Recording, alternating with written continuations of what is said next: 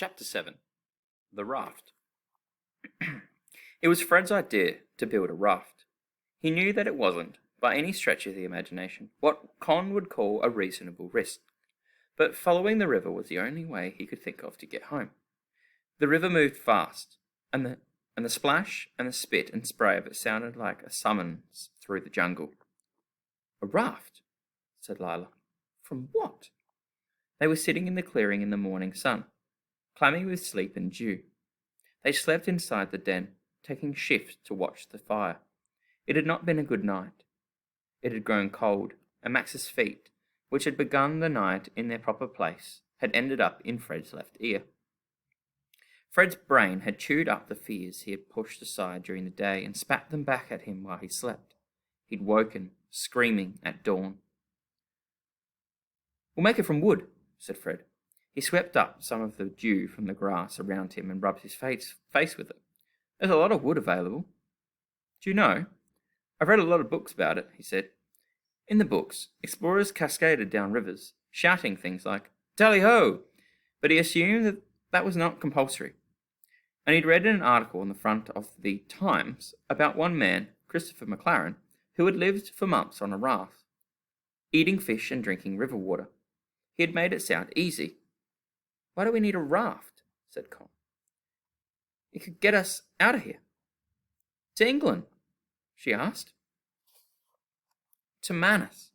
And there would be people who will get us home." "On a raft? To Manus?" said Con. Her voice was thick with disbelief.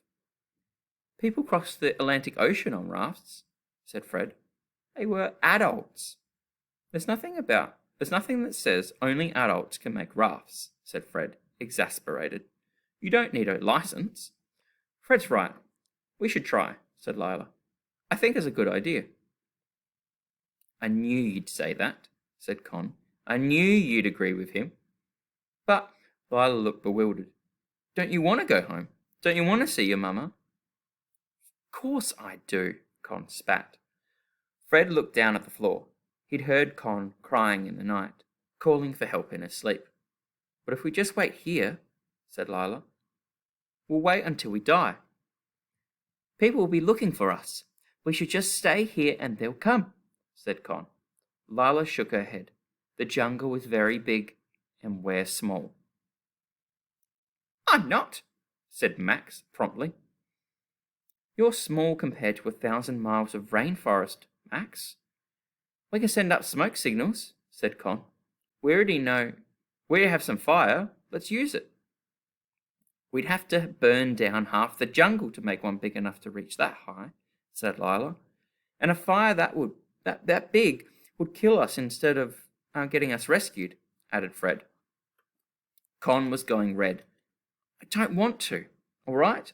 I really, really don't want to get on a raft and risk my life because someone else thinks it's a good idea." "It might not be a good idea," said Lila, "but it's the only one we've got." Fred's skin was beginning to ache, and his stomach to clench. It always did when people argued. He stood up. "I'm going to make a raft. You don't have to help if you don't want to."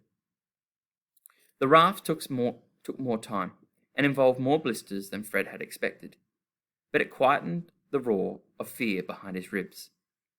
To be doing nothing. To be doing something. "It's not going to work," said Con. Her arms were crossed so tightly around her chest that her fingers were almost touching at the back. The cut on her shoulder was still raw.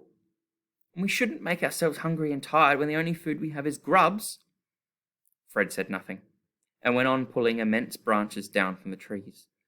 Most were too firmly attached to be any good, but he found that if he put his whole weight on them and swung his legs, every now and then one would break off with a satisfying crack. He worked faster and faster, brushing away leaves and insects as they fell in his eyes.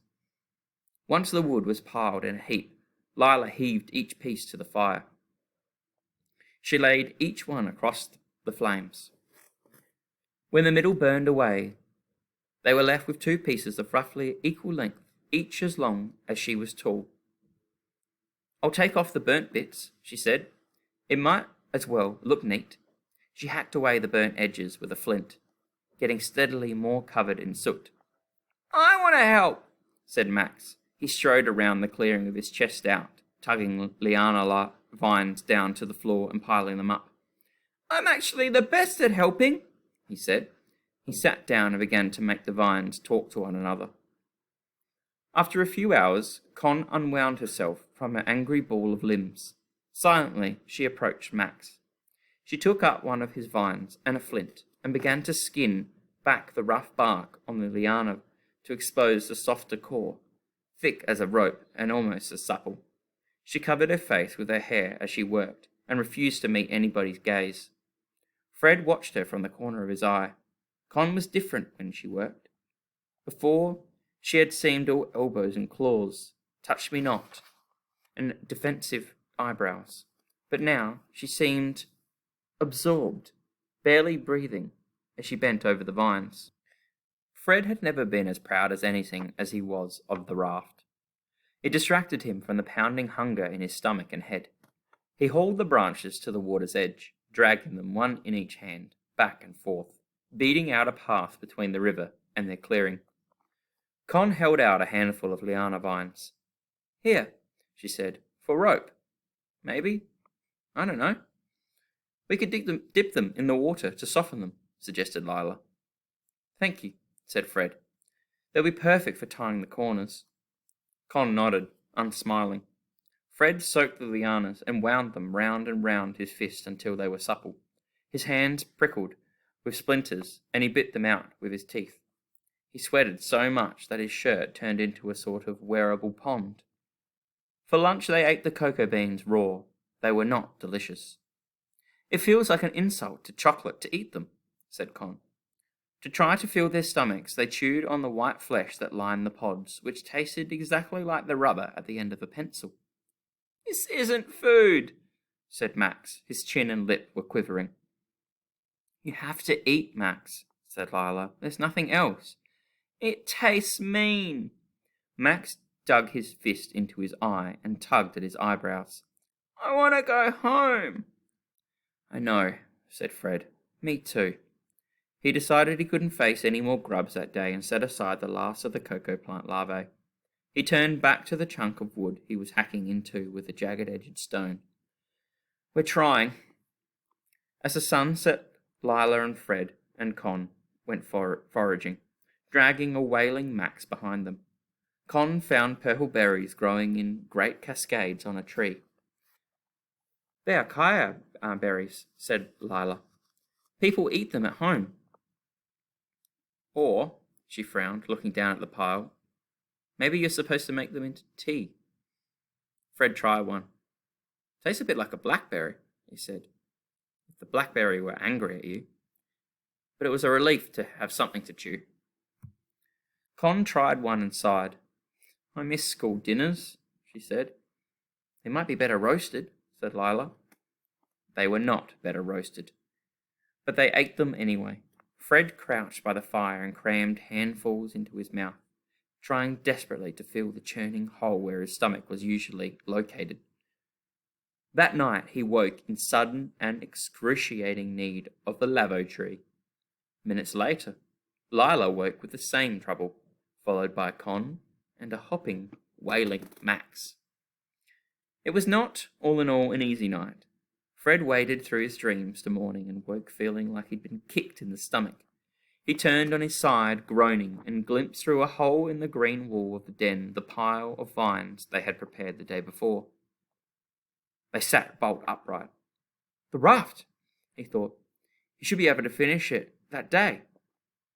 The others were asleep, sprawled on their stomachs in the warmth of the den.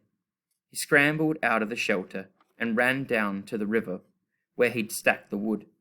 The sun was hot and the air was clear. His skin had already burnt a furious red, but he barely felt it as he knelt by the fire of branches. He looped each of the branches together with lianas, working a figure of 8, tying them so many times over that the raft was deep green, every inch embroidered with vines. Fred worked fast, biting down on his wrist and swearing as quietly as he could when he drove a thorn into his thumb. He made 4 squares, each about 6 foot by 6 foot. Then he stacked them into 2 thicker squares and tied the 2 squares together, tugging the knots tight with his teeth. Yuck! He spat out a beetle. Then he stood back. The raft was rough-edged and stained with soot, but it was sturdy, a double-thick, 12 by 6 foot slab of wood. Fred dragged it to the very edge of the water, drops of sweat running down his nose and into his mouth. He wished, wildly, that he could take a photograph. He almost could see how his father would raise his eyebrows in surprise and pleasure. Reluctantly, he turned back to the clearing.